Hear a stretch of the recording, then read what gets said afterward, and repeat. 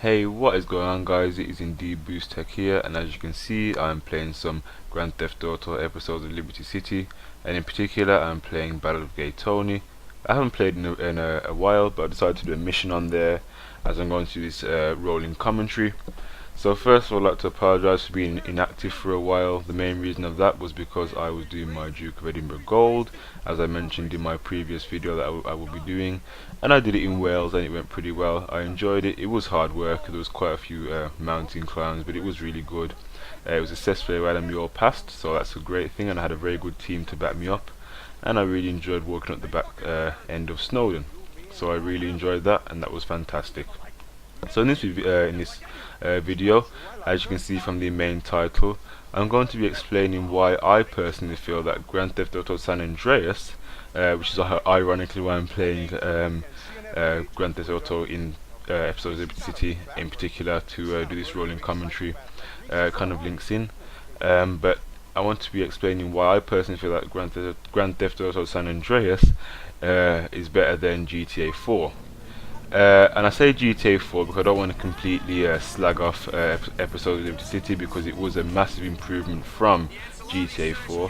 So I'm gonna just be generic and just say GTA 4 as I go through this whole commentary, rather than saying episode of Liberty City, because I don't really want to bring it down with GTA 4, because it was an improvement. So you can't. I don't want to really be shaking my fist at that too much. But anyway, guys, let's get into the main bulk of the commentary. So. As I mentioned in quite a few videos back when I was doing my interview with Jez J, I mentioned that I personally enjoyed playing San Andreas on the PS2. It was my all-time favorite game throughout any PS2 game that I ever played. I really enjoyed San Andreas, and that is personally my favorite game. It is fantastic. I really enjoyed playing it, and I play it up to this day, and I hope to do some footage of me playing it soon. But there are many reasons why I enjoy playing the game, because to have a favorite game, there must be a whole set of reasons why a certain person enjoys playing a specific game in comparison with another, and this is what I really want to get into. So I really got into GTA after playing Grand Theft Auto Vice City, and I didn't even really own the actual copy of Vice City. I used to play it many years back at a friend's house. I really enjoyed playing it, just driving around, just messing about. That's what we used to do on Vice City. We never really used to do any of the missions, so we just used to play Vice City. We just used to drive around, cause havoc, and just have a really good time. So then from that, I enjoyed the game so much. I just had it bought for me, Grand Theft Auto Vice City, and I think I bought it for one of my birthdays. I really enjoyed playing it, so I thought, hey, I might as well go out and buy it. And yep, bought it and absolutely enjoyed it. I was on it for hours on end. At the time, I never really had a PS2 memory card, so I had to go out and buy that to save all my game files, and I really enjoyed playing it. So I wanted to keep saving the game constantly, so I wouldn't have to keep going back and back every single time I restarted. So I went and bought myself a memory card to go with the PS2. This is going back quite a few years now. So I went out and got the PS2 memory card with it, so I could save all the game data. And I just kept on going through the game, and it was at that point when I realised that with GTA, with the whole GTA series, I mean from GTA 1, that you really have to go through the missions in order to progress through the map, and in theory unlock the other side of the island. So that came with practice and knowledge. So I actually learned how to unlock the other side. I kept on going over there. I did a few cheats and was able to get myself a helicopter. And as soon as I flew over there, I get these police on me. I was wondering why on earth are the police constantly getting me while I'm trying to fly over to the side of the island. And then you do used to get like these radio messages saying that, oh, there's like a hurricane on that side, when really they don't really want you to cross there because you haven't completed enough missions. But they used to say that, oh, on the radio station, look, the hurricanes, the bridges are out and things like that, and they pretty much kept that theme going as an excuse right up until right up until the current GTA that I'm playing. I mean, every single GTA before that, you really have to go through the missions to unlock the island. So that's one massive thing you have to do. But anyway, so in buying Vice City in particular, I thought, I've been playing this now for about a year and I saw San Andreas. I thought, okay, this seems interesting, so I'll give this a go. Went out, bought it, absolutely loved it, and since then that has been my all-time favorite game for PS2. And I'm sure I've mentioned this in a previous video before, but there's nothing in that game you cannot do. I mean, there's like, I had you know, like I have with like some games you have like a few cheats, maybe like 10-15 cheats, you know, just to get, like, for example, even on GTA that I'm playing now, GTA 4 or episodes of Liberty City, you have about 15 cheats which you able to just tap into the phone and progress with. No, on San Andreas, you've literally had hundreds of just so many cheats. It was ridiculous. I pretty much used up my printer ink all those years ago, printing out dozens and dozens of cheats for this game. I had a whole folder of cheats, and I'm sure back in the days you was able to buy a cheat book when they used to sell cheat books for games. I'm sure they still do it now, but it's more frequent then. You was able to go out and buy a cheat book, but me, I just printed them straight off the computer. Just copied and pasted them, printed them straight off, and there was just so many, absolutely so many. You really had to, you know, pause, and you could actually just keep reading through all the cheats that you could possibly do. The only really ones I can remember off by heart were many of the weapon cheats and the armor cheats, but that was, you know, they were like, I still remember the nice, I think it was R1, R2, L1, R2, left down, right up, left down, right up. I think that's what it was. I haven't played San Andreas in a while, but that is pretty much a cheat for Vice City and Liberty City as well. They all seem to use that R1, R2, L1, R2 kind of format. So that's been pretty uniform throughout the whole series. But there was really nothing in that game that you could not do. You could swim, you could go underwater, you could have cars, bikes, quad bikes, bicycles or BMXs. You could have planes, and something you can't have in this game, which is a massive flaw. You could buy planes. I mean, there used to be a massive aircraft hangar with a absolutely massive commercial plane that was there, massive passenger plane. So that was there. There was just so much other stuff. Yeah, as I said, quad bikes, boats, of course, and you could drive yachts. There was just so much content. You had parachutes. You know, you had jetpacks. The list is endless. The list is absolutely endless. You could drive every single vehicle known to man, and the tank, unlike this game, the tank was bulletproof. And I mean, the tank was bulletproof. They could have shot at you hundreds of times and you would have never blown up. That tank was what you'd expect the tank to be. It never blew up, and it was called the Rhino, and and obviously for obvious reasons. It was absolutely ridiculous. I mean, you had that, obviously you had the turret at the top. You could just keep blowing everything up in your path and nothing would happen. That was just simply it. You was basically indestructible.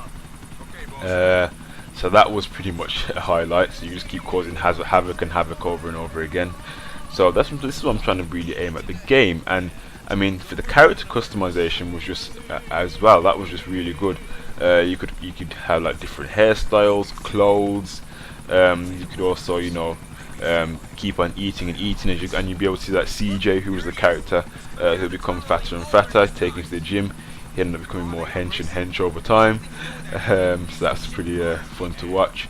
And mention that, you could go to the gym. There was like a corner gym on CJ's road. I can't remember what the cul-de-sac was now, but he lived in a cul-de-sac, and that's pretty much where you start the game from. But and missions, for goodness sake, there's loads of missions. It's like an endless game. Probably one of the longest games on PS2, I'd even probably say. But there were so many missions, you'd never really get bored. And even when you finished the main storyline, there was all these side missions that you could possibly do. These went on forever. So the game was never really 100% complete, or in my opinion, I never really completed it. So yeah, there were just so many missions that you could possibly do in this game. It was absolutely, it was just ridiculous to say the least. So that's pretty much what I've got to say. There's nothing really in that game you couldn't do. I think the only thing in that game you could not do, which didn't really bother me in the slightest, because I could just, you know, get a cheat for it and just fly myself there. But you couldn't call a taxi like you could do in Vice City, and you could do in Liberty City, and you could do in GTA 4 and Ballads of Gay Tony, as what I'm playing now. So the only thing you couldn't do is call a taxi, but who cares? You could do absolutely everything, like 10 times the amount you could do on GTA 4. It was ridiculous. So I'm just saying, I hope we are really well. I don't know what to expect for GTA 5, but I'm just saying if they could create San Andreas for PS3 with these graphics that they use for GTA 4, sales would just go through the roof. It would be absolutely ridiculous. The game would sell. It would sell, it would sell like sweets in a candy shop or something like that, man. It would just be ridiculous. It would just be out of stock everywhere, and I'm not even exaggerating. I'm being genuinely serious. That game would sell like wildfire. It would be absolutely immense. So that's pretty much what I have to say. If they did create one for, for the PS3 or even the PS4 platform, that would just be fantastic. But as I said, I can't say anything yet because GTA 5 is yet to arrive, so we're gonna have to wait for that. But see, as you can see, as I'm going through all this massive list for San Andreas, as you can see, there aren't as many things you can do in GTA 4 or, for example, Battle of Gay Tony. I mean, they did try to improve it with episodes of Liberty City and with Battle of Gay Tony and The Lost and Damned. They did try hard to give a few more improvements, but it was nowhere on the scale of San Andreas. I mean, San Andreas was absolutely crazy with the amount of things you can do. Yeah, so I know there's probably people screaming at the monitor now, and that's one thing I forgot to mention. Yep, you could actually drive a train as well on San Andreas. Yep, you heard it, a train. Absolutely fantastic. You used to be able to go at neck-breaking speed on that one train. It used to be really, really funny. You used to just hijack the train, and in you went, and it was as simple as that. And you could drive the train around the whole perimeter of the map of San Andreas. And going on to the map, actually, the map for San Andreas is absolutely massive, and I don't think from then they've actually created a map that big. I mean, Liberty City map has always been small for both GTA 4 and GTA 4 and Liberty City, the game itself. As well as that, Vice City's map was even smaller, so it will be only 2 islands.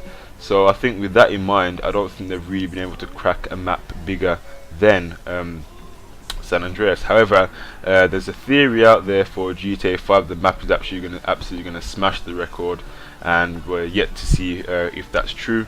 So we'll just wait and sit tight for the map for GTA 5 to be released with the game. So that is pretty much the reason why San Andreas is such a good game. And I'm not really gonna knock GTA 4 so much, but we really expected a lot more from the whole PS3 series with GTA 4 and in some cases episodes of Liberty City. The massive thing was we really wanted to see have the functionality of being able to fly planes, which was one thing that people have been trying to crack for ages, and sorry guys, it just cannot be done. It cannot be done on GTA 4 or any of the series 4 episodes of Liberty City. So unfortunately they did not include the availability of being able to fly a plane, which is quite annoying. There isn't nearly half as much or even a tenth as much of the cheats they could get in San Andreas. The freedom isn't really that great. It's really controlled. I mean, like with what you could do. I mean, they allowed you to get no, you can't get a jetpack, but so you can get a parachute on episode of Liberty City, and you can get a few like extra cars and there's a few extra guns in there. But apart from that, it's pretty much the same as GTA 4. The map's exactly the same, with probably a few minor changes, or they probably fixed a few glitches. Pardon the swing glitch. Hey. Anyway, yeah, don't get fixing that, Rockstar. But anyway, yeah. But apart from that, it's pretty much been the same type of game, really. I mean, they haven't really gone out of their way to make any drastic changes.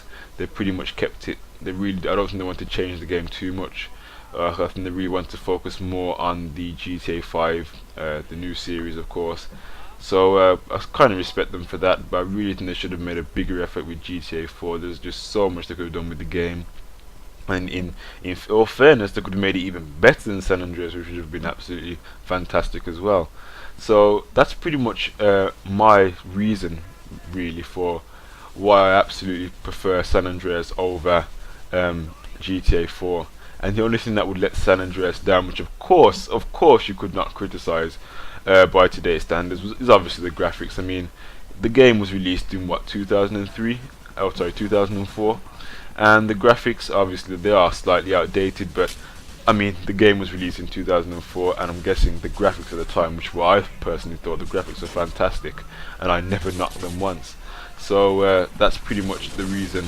That's the only reason by today's standards of why you wouldn't like San Andreas. I mean, there'd be nothing in that game that you possibly wouldn't like. There's something in there for everyone. I mean, the game is just fantastic, and the music is good as well. That's a good thing. I mean, the music on GTA 4, it's okay, but the radio stations are a lot more diverse on San Andreas. I mean, there's music for everybody on that game, and there really is. And obviously, I mentioned the map is just it's just absolutely huge, really massive. It's crazy. There's so much, and there's what they've included as well in San Andreas is that there's so much more countryside, if you know what I mean. I mean, a lot of the GTA's are pretty much, they're really, city based, whereas San Andreas really went out of their way to, create a lot of countryside to give it more of a realistic theme, which is what some of the other GTA's lack. But we're sitting tight and waiting for GTA 5, and we hope for some really good results. Really don't want to be let down again like we did sort of with GTA 4. So yeah, that's pretty much my interpretation on the two GTAs and my experience, if you rather say. Anyway, guys, I didn't really phrase that very well. Anyway, guys, this has been Boost Tech here. Thank you for watching. Don't forget to rate, comment, and subscribe, and have a pleasant day. And hope to speak to you soon. Bye for now.